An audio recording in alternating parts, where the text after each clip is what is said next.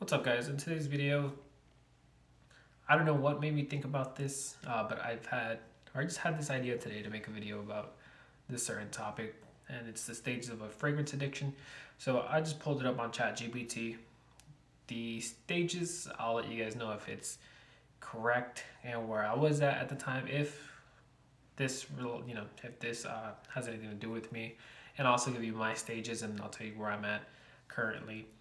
But yeah, I mean, you guys can probably tell where I'm at just based on my videos. Um, but yeah, the stages says stage number one, the curious nose. You stumble upon a fragrance at a store or a friend's recommendation, one whiff, and you think that smells nice. Maybe I should wear this more often. Um, I think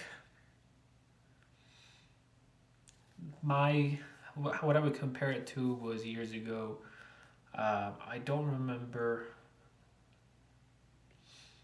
I don't remember where I got Dior Sauvage. I don't think I smelled it in store. Um, but it probably had to be like a YouTube video because it was the eau de toilette of Sauvage. So I did order that fragrance. So I guess it was probably like a YouTube video. I was more into back then. I think it was more like not fashion, but just dressing better. I don't know. I'm not sure exactly what I was really into back then. But yeah, that's where I started. Dior Sauvage. It's kind of where I went. So I would say friend recommendation, but YouTube video recommendation is probably how I ended up getting that one. Two, the newbie collection. You buy a bottle or two. They're versatile crowd pleasers like Dior Sauvage or Creed Aventus. You think two fragrances are good enough, right? Spoiler, they are not. So let's see. I started with Aventus. Started with Sauvage. Dolce & Gabbana the one. Dunhill's Icon. That one I've been thinking about getting back into my collection just to have, since that's the fragrance I started with. I don't know if I said Cloud La Melody. That one I bought it like at a perfume store. It's really overpriced, but it was like my daily wear for a while.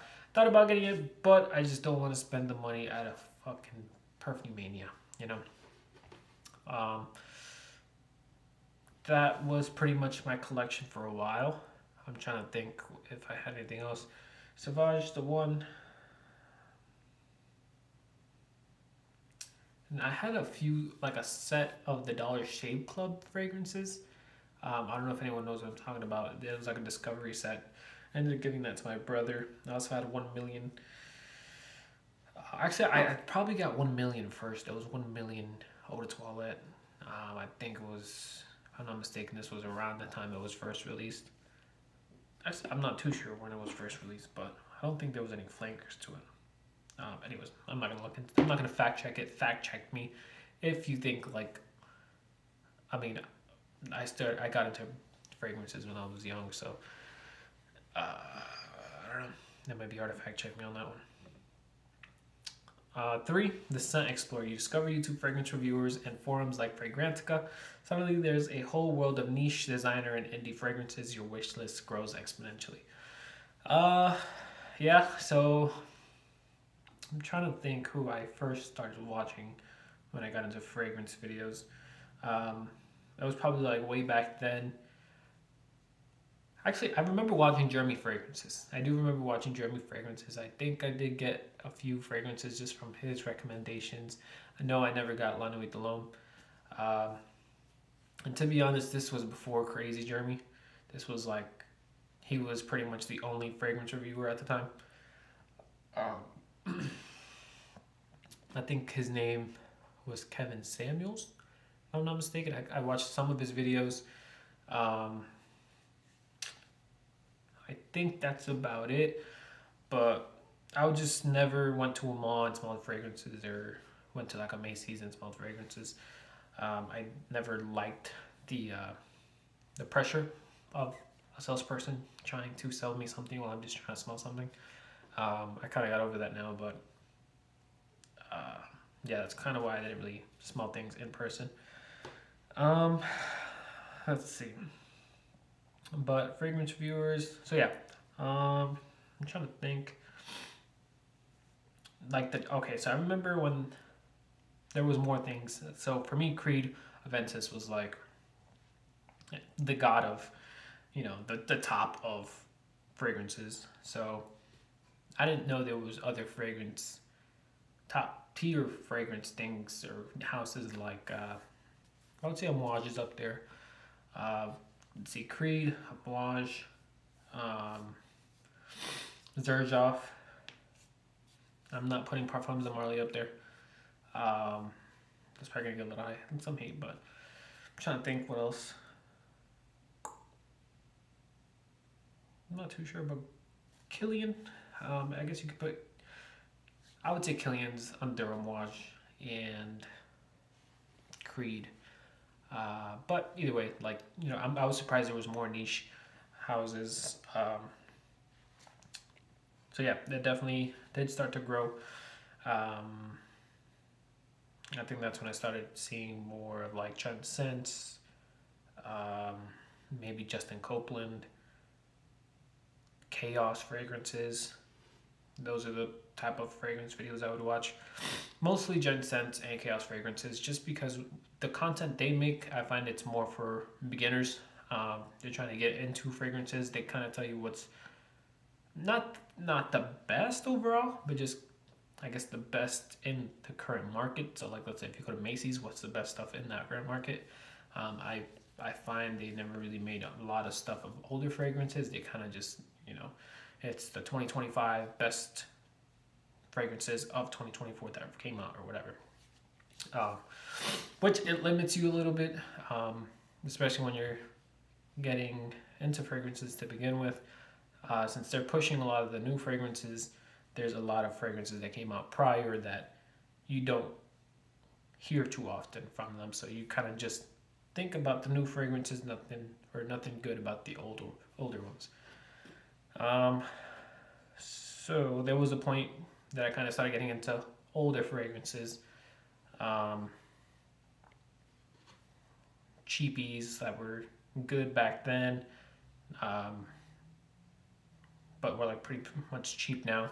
So like Jupe, I think, I don't know, just like an aspect, Jupe, Dior Eau Sauvage. Yeah, I'm just gonna name those two just because that's what comes to my mind. Full blown addict. You now own more fragrances than you have places to wear them. Your collection spans categories: freshies, gourmands, oud bombs, and vintage treasures. Your credit card is crying. So I never really got too bad with credit card and putting my fragrances in credit cards and all that stuff. I dabbled, and it was more like clones.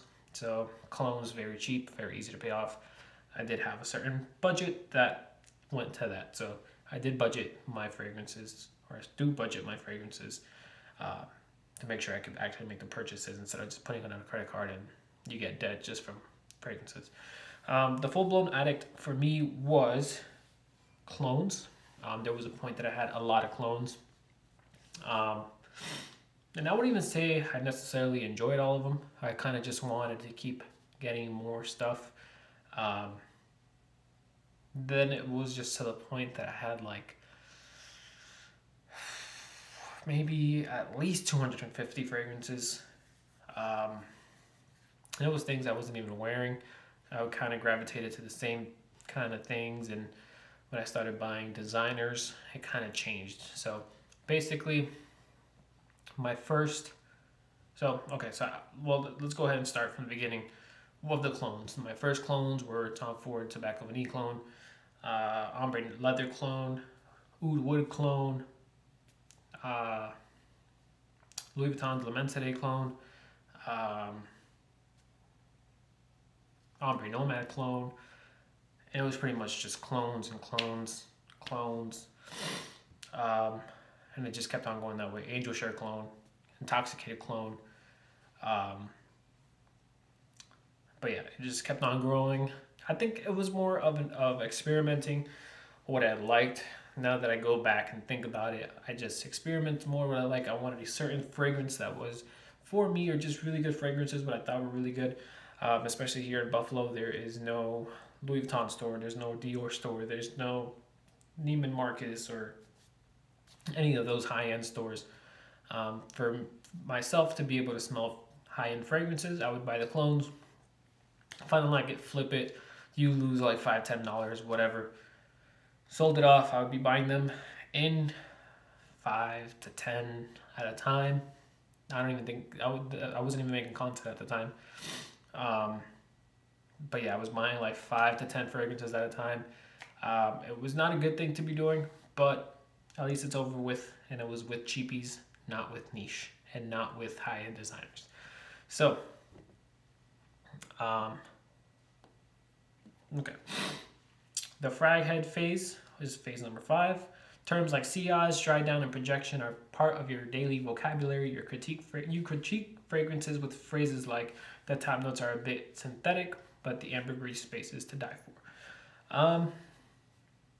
I don't think I'm too good at sniffing out the notes in fragrances. Terms like sillage, dry down, projection, I kind of use. I would say I probably do use. But I'm talking about videos, like if I'm making video content or if I'm making content about a fragrance, that's when I use these kind of terms. But I don't use them in my day-to-day life. I don't really have anybody to talk to about fragrances. So that is why I don't talk about this daily. I would probably say dry down if I'm talking about a fragrance with somebody. I might mention dry down. I might not mention projection. I might not mention sillage. But I understand what this is saying. Pretty much saying, you're really into it, so you're talking more about the processes and certain things of a fragrance. I get it. 6, the niche snob. This definitely happened. You start turning your nose up at popular designer fragrances. So, Sauvage again. Have you tried a Moage or Xerjoff? So, yeah, this definitely happened to me. So, I bought a designer, which my first, I guess you could say, designer that I really enjoyed, that I kind of protected, was Dior Eau Cologne. So that's the one that I smelled at a Sephora, and I was like, this is better than probably any cologne I have in my collection. So, yeah, that kind of changed my mind on clones, and I decided like I wasn't really enjoying all of these clones. Let me just go ahead and start selling them. So I sold pretty much everything, all my clones. I had a pretty big clone collection, so that's kind of where I started getting rid of them. I did really enjoy my Galons and I sold a lot of clones in the Facebook groups. This was before I sold my entire collection and got more Guerlains, and Guerlains are actually really nice fragrances. Cartier fragrances are also really nice. More Dior's, like Dior Homme Cologne Sport 2020, Le Parfum, not Le Parfum, Intense, Dior Homme Intense. I'm trying to think. I think I got Intoxicated at the time. I got some more Killians. So I was getting kind of into niche, and then I started getting a lot of Manceros, which were like cheap niche fragrances. So yeah, you get into this niche snob part. So you're like, there's a point you start looking down at clones. You don't really appreciate. You appreciate more of the designers and niche fragrances compared to the clones, which I'm not hating on clones. I love clones at some point, but there's just a point that you get so many of them, you get tired. You pretty much know it's not the real thing, and you imagine what the real thing's like. So that I think that move just happens naturally. Then the burnout. You sniff so many fragrances that everything starts to smell the same. You temporarily lose interest, only to be reignited by a new discovery. So I guess you can consider that the part of the clones and the Dior Homme Intense. But then I sold my entire collection. So when I sold my entire collection, I believe I kept maybe like 10 to 15 fragrances. I stepped away from YouTube for a bit. I think that was the burnout. That was definitely I'm not enjoying this. I was getting a lot of comments where I was getting a few comments that were like, you're not really, it doesn't seem like you enjoy doing this, so why are you doing this? Um, so, and I think I was on top of getting a lot of clones still. I was getting them more for the content, not that I cared about actually wearing them.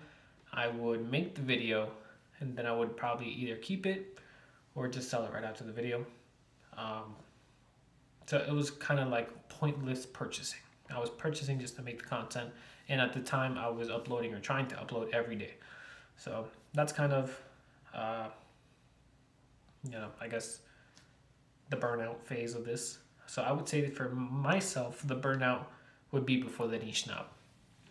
Um, and then 8, the mature collection, the mature collector. After years of trial and error, you refine your collection to only the scents you truly resonate with that truly resonate with you. You appreciate quality over quantity, and now share wisdom with fellow frag heads. And then it says, "Where are you in this journey?" So, yeah, I would say I have pretty much gone down to what I do really enjoy. So I don't have too many fragrances. I think I have maybe like 50, if that. Um, but it's all these fragrances I truly enjoy, and I am very hard on my fragrances. Kind of like if I'm starting to not enjoy a fragrance or I start realizing I'm not reaching for it, then it's one of those that I'm like, do I really enjoy this fragrance? And then I get more in my head about it, and then I end up selling it. So, one of that, what recently happened to, it happened to Lyric Man. It happened to Haltane. Haltane, I was like on the fence about. I don't like feeling on the fence about fragrances, especially after I wear them a few times, because I know I'm not excited to wear it. I just wear it more to see if I'm going to enjoy it more this time. Got rid of Leighton just because Leighton wasn't. I feel like there's other things that I enjoy more than Leighton, so I'd rather use the money to spend on something else. So pretty much the things in my collection are things that I really have to enjoy. So surprisingly, most of my creeds have stayed. So I don't have Millesime Imperial anymore. I don't have Himalaya anymore. I'm trying to think if I've sold any other creeds, but I still have like maybe 10, maybe more creeds. And I still got 2 on it their way. Homage, I only have Reflection Man and Jubilation 25. Lyric Man, I did really enjoy the dry down, but like the far dry down, the opening was good. I just didn't think it was great. So you'd have to get I would have to get through the opening to really enjoy the dry down. So I kind of got tired of waiting. Sold it. But yeah, now where are you in this journey? So I am currently in the mature collector point. Meaning I'm not really looking to buy more fragrances anymore, unless something really piques my interest. The only one that I will say I have on my way that I'm not too sure if I'm gonna like, I've tried it in the store, but I haven't really enjoyed it. I didn't enjoy it like initial spray, but I'm gonna give it a try. It's Viking cologne, just because I do really love Viking. I do love Aventus and Aventus cologne. I'm thinking about maybe I should just give it a wearing. If I don't like it, I'll just sell it. It was actually a swap, so it's not like I'm losing any money on it. I think it was a pretty fair swap, and yeah, so that's the only fragrance right now that I'm receiving that I don't really think that that I kind of just swap just to swap, or just to get a chance. And it's brand new in bottle, and I give it a used fragrance for this. But let's say like the other fragrance that I've gotten recently, I got Dior, some of Dior Prevalent. So I did really enjoy the Grease clone. I knew I wanted it, but I just never thought I would actually buy it. Ombre Nuit, It surprised me how much I actually enjoyed it when I went to a Dior boutique. Um, then tobacco. Well, no. Well, I guess I just said it. Tobacco Killer. I just purchased it. I'm waiting for it to come in, um, which I'm happy about. Tom Ford Fougere there, John. It's something I've smelled it a few times and I really do love it. So I know I'm gonna enjoy that fragrance. I might consider Dior's new look.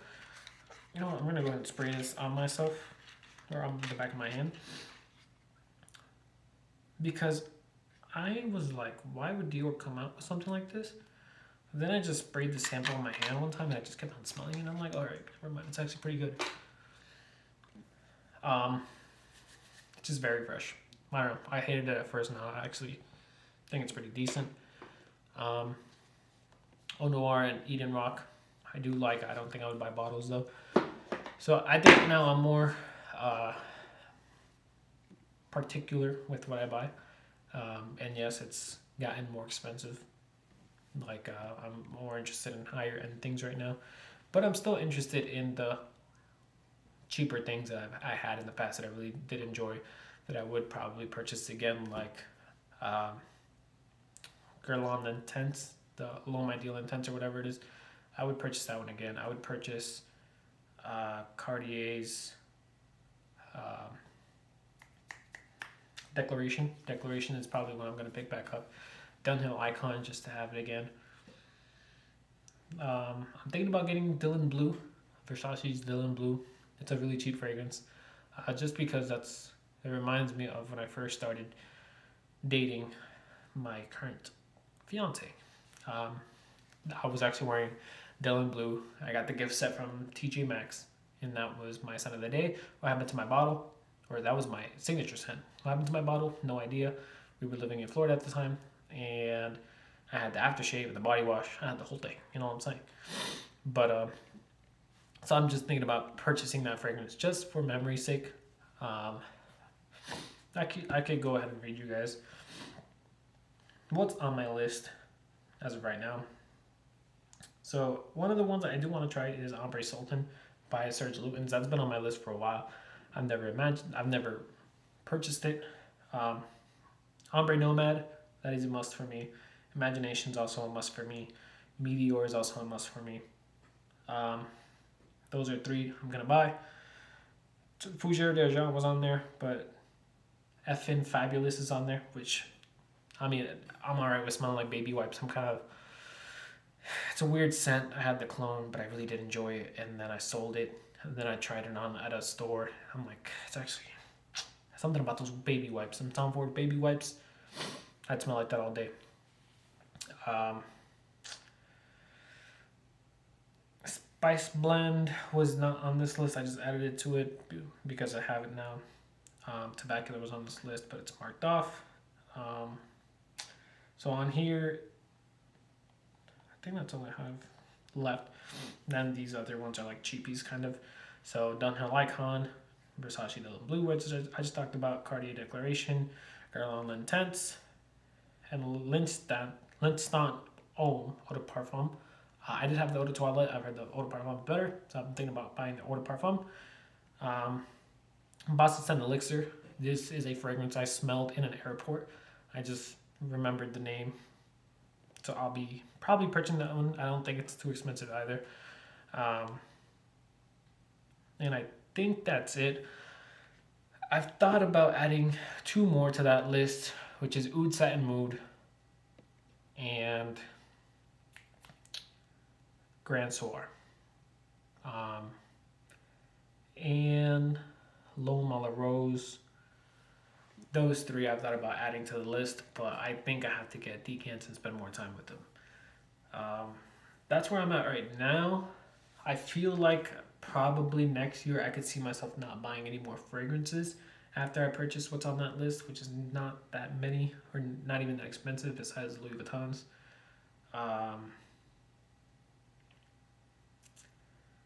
The Dior's, I've actually had a really good experience with Dior. I do enjoy their online stuff. I do enjoy their in-person. Their people in person have been great from the two different locations that I've been to. They've always been great. Louis Vuitton, not really. They have been in Seattle, whereas one person in Seattle was actually really nice. There were two people in Seattle who were actually pretty nice. But when I went to DC the last few times, they're just, I don't want to deal with them. Um, I would buy the fragrance, obviously, but just like the service in a store is not the best. And if you're buying something higher end like that, I think you should be getting better service. That's just my opinion, though. I'm trying to think if there's anything else that I would consider purchasing. I don't think so. Oh, I don't know why ombre leather's not on that. I have thought about. I think I took it off just because I wasn't sure of the eau de toilette. No, of the eau de parfum or the parfum. But I think I probably will be buying the eau de parfum. Um, but yeah, that's these stages of the fragrance addiction. That's currently where I'm at. I am currently just going down on what I'm interested in purchasing now. Yeah, I mean, another one I would kind of consider just because I like the DNA in that aspect is Apex versus Apex. Just because I do like Dior Sauvage Elixir. I do like Ventus Absolute, which I'm getting for Christmas from my family. They're buying me a bottle of that. I might have to get a decant of it though to see if it's something I really do enjoy or not. But yeah, that's all I have for you guys. Please let me know what stage you are in currently in the fragrance addiction. Neil, if I had to guess yours, I am going to guess you are at, from a conversation we had before, I would say you're at the mature collector. I know you especially practice, you normally get your decants and stuff. So I think you're at the mature collector where you trial and error is a big thing for you.